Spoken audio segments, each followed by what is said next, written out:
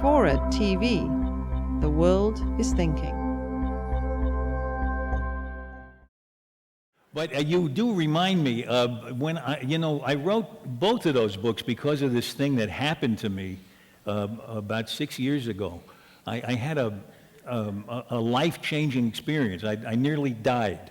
And I was in Chile. I was doing the science program. We were on top of a mountain, and I was interviewing astronomers. And I got this, first it seemed like a gurgle in my stomach, and then it got to be this horrible pain. And I was doubled over and lying on the bench that I was sitting on, waiting for them to light the shot. And they had a medic in this observatory on the top of the mountain. And I don't think he had been called on to do too much before this. Because here I am doubled up in pain, and he comes over and he says, how do you feel? I said, I feel really bad, and I have this pain that started here, and now it's down over here. And I said, I think maybe it's appendicitis. And he said, yeah, I think so too. So they put me in this, they had an ambulance up there, and it looked like one of those, it was about 50 years old.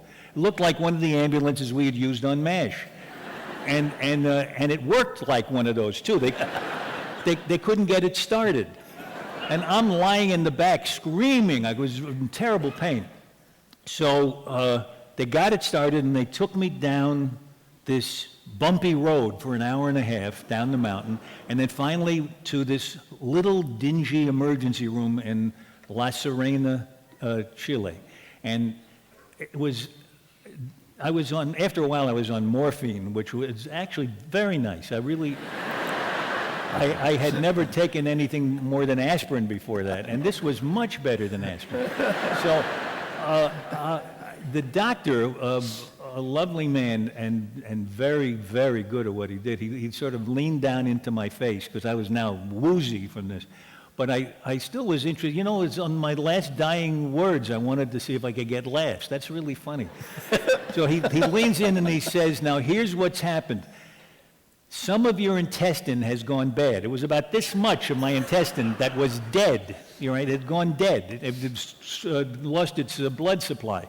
So he said, some of your intestine has gone bad. We have to cut out the bad part and sew the two good ends together. And I said, oh, you're going to do an end-to-end anastomosis.